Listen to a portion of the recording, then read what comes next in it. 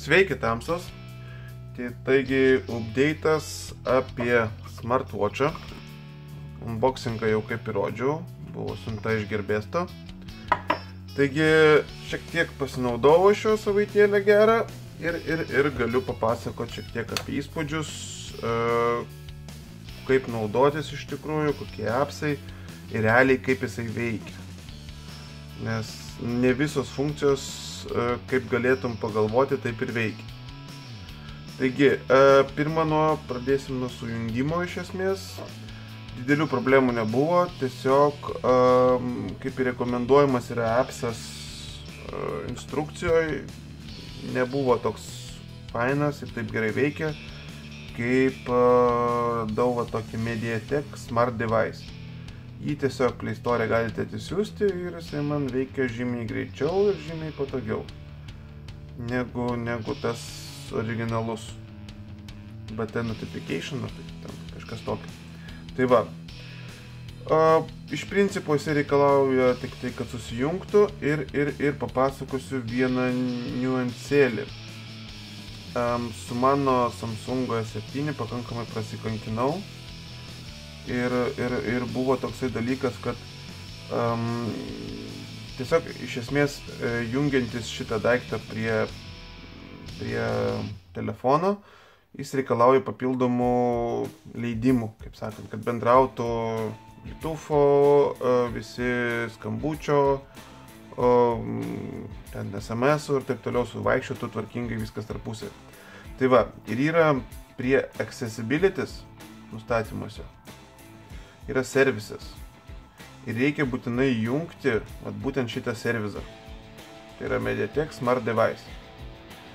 Ir kaip ir nesudėtinga, viskas ok, bet paspaudus tai ant Samsungo, jisai neįsijungdavo. Visiškai, tiesiog neleisdavo jungti ir viskas.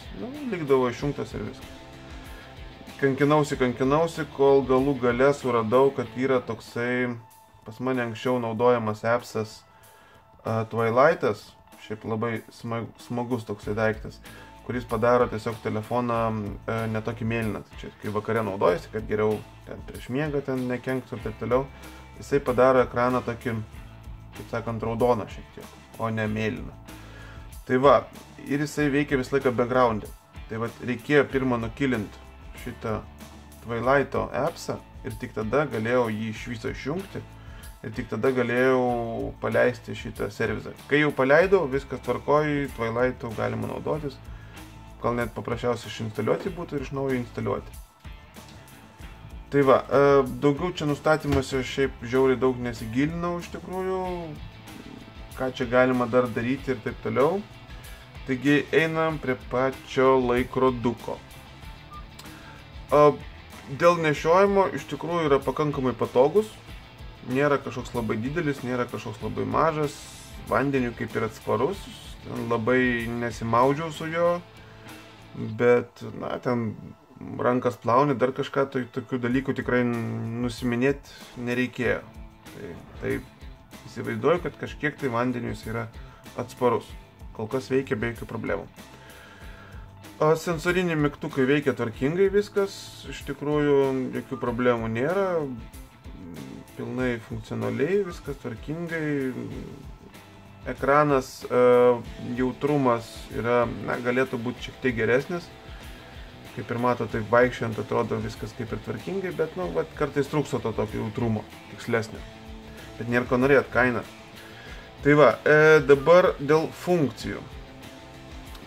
Pradėkim gal nuo pačio meniu, einam iš eilės turbūt per visas ir bus aiškiau. Nežinau, ar čia gerai pas jūs matosi, galbūt šiek tiek priartinsiu. Va.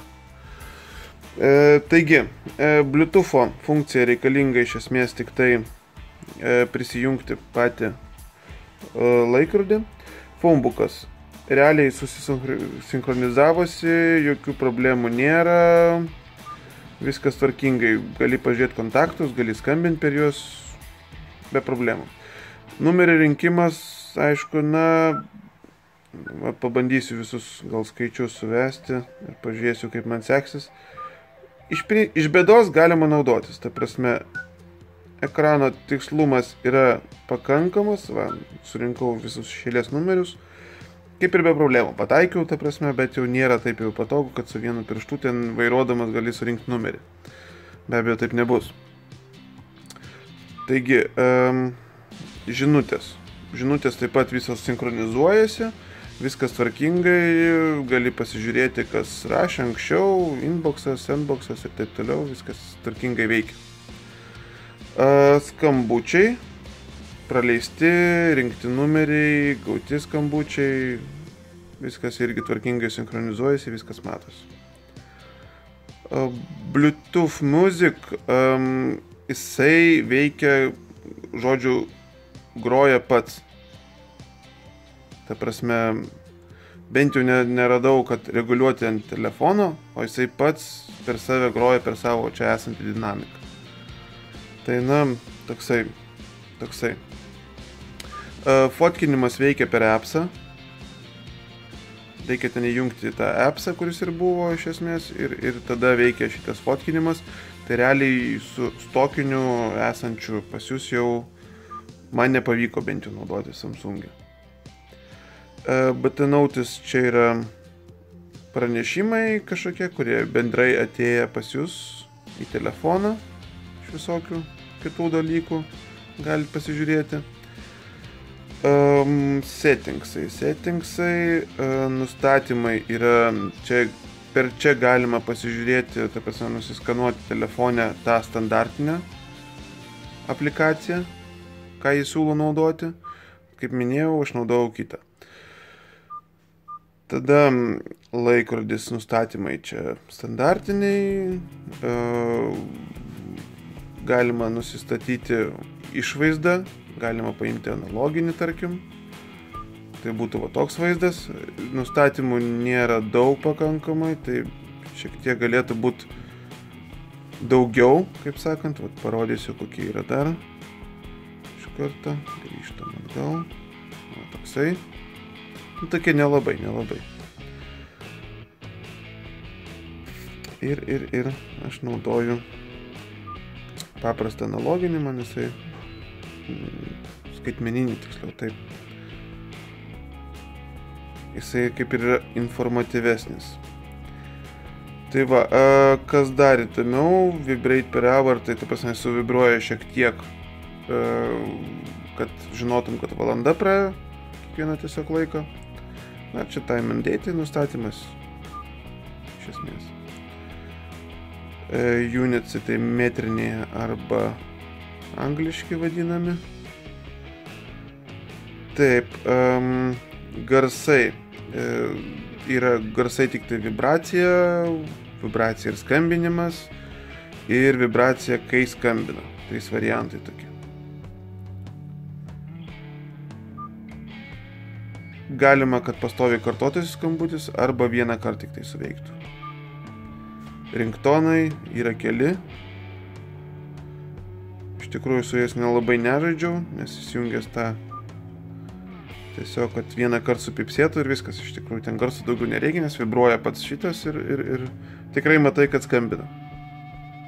Apie skambinimą tiesa, o annoying toksai dalykas, kad jisai iškart jungia dinamiką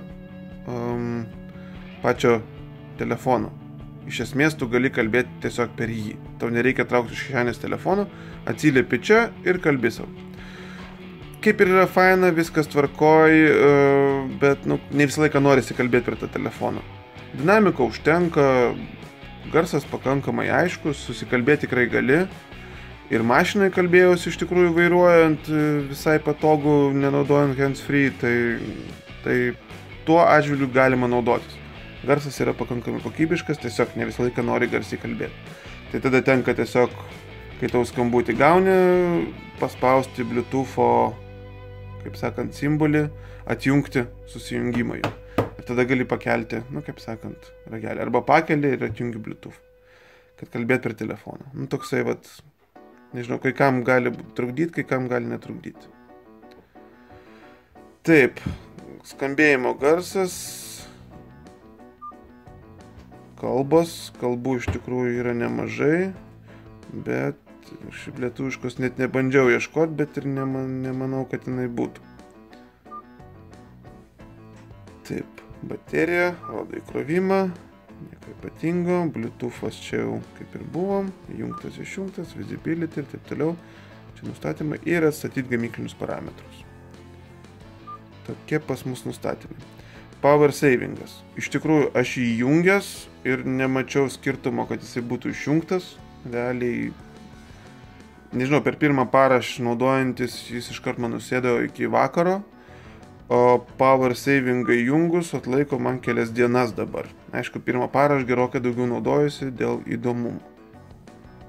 Antilostas nenaudojau iš tikrųjų, nes dažnai palieku telefoną ir jis man pradeda tiesiog vibruoti nuėjus. Jeigu telefonas ir laikrodis pas jūs visą laiką kartu, verta tokį dalyką, kaip sakant, naudotis. Man nepavyko jo naudotis, nes, kaip minėjau, nueinu dažnai nuo telefono daugiau nei per 10 metrų, pradeda jis man vibruoti ir trukdo gyventi, kaip sakant. Toolsai. Toolsai kalendorius. Iš tikrųjų, netgi naudojausi, nes kartais telefonė ilgiau užtrunka pasižiūrėti kažką. Čia viskas yra paprasčiau. Taip, aliarmo nesinaudojau, bet turėtų būti standartiškai viskas, yra keli variantai, kai galite įjungti, viskas tvarkingai. Tai va, kalkuliatorius, nežinau, kiek patogu, jeigu ten labai kažką simboliškai padaryti galima iš tikrųjų. Tikrai įmanoma naudotis ir kaip minėjau, ekranas yra pakankamai tikslus, kad galima tą būtų daryti. Ir stopwatchas. Standartinis, įjungia tiesiog startą, eina sekundės, galit lapsus daryti, standartinis. Nereikia traukti telefono. Taip, iš toolsų pas mus viskas. Restas. Tarkim, restas aš įsivaizdavau, kad veikia šiek tiek kitaip. Čia mano aktuali funkcija, nes tikrai sėdžiu nemažai prie kompo. Šiuo atveju jisai leidžia tik tai įjungti kelis, kaip sakant, keturis priminimus. Tai, man tas nelabai tiko. Tad įsijungi, tarkim, šitos. Valandas kaip ir gali nusireguliuoti, bet man 4 priminimų yra mažoka, aš norėčiau daugiau. Tai toks nemalonus dalykas. Drink reminderis, čia tai toksai labai jau simple variantas, tau irgi supypsi tiesiog, kad eik išgerti vandens. Viskas, ką jisai daro. Tai galbūt, aišku, ir nėra blogai labai. Pedometras man nepatiko tuo, kad reikia jį įjungti. Jis yra ant desktopo, nesunku jį įjungti, aišku, ir pradės įskaičiuoti. Visą laiką pamirštu ir praktiškai ir nenaudau. Neišbandžiau, iš tikrųjų, ar gerai veikia. Kaip ir rest counteris, taip pat priminimų šitų nustatymus irgi yra. Kas būtų faina, kad galima būtų čia nusireguliuoti, kokios ikonas čia matyti, tai būtų biškį smagiau. Bet deja, tokios funkcijos nėra. Sleep monitoras yra labai rankinis, paspaudė, kad eini miegoti, paspaudė, kad baigi miegą. Tai, toksai parodo, kiek valandų miegojai ir viskas. Tai toksai ir monitoras. Kaip sakant, tik tai dėl savęs. Ir iš esmės viskas su funkcijom. Viskas, ką mes turim. Atrodo nemažai, iš tikrųjų nėra stebuklas kažkoks, kuris tenai turėtų žiauriai didelį wow efektą, bet anyway atrodo pakankamai šiuolaikiškai, atrodo gražiai iš tikrųjų. Tas, kas yra, veikia sąlyginai tvarkingai. Taigi, iš esmės, kainos ir kokybės santykis tikrai yra geras ir galėčiau rekomenduoti. Už tokią kainą, jeigu nereikia nieko ypatingo, galima naudoti, tikrai. Taigi, toks pas mus daikčiukas šiandien. Taigi, jeigu dar kyla klausimų kažkokių, rašykit į komentarus. Linką į daiktą, kaip visada, įdedu į komentus ir iki greito.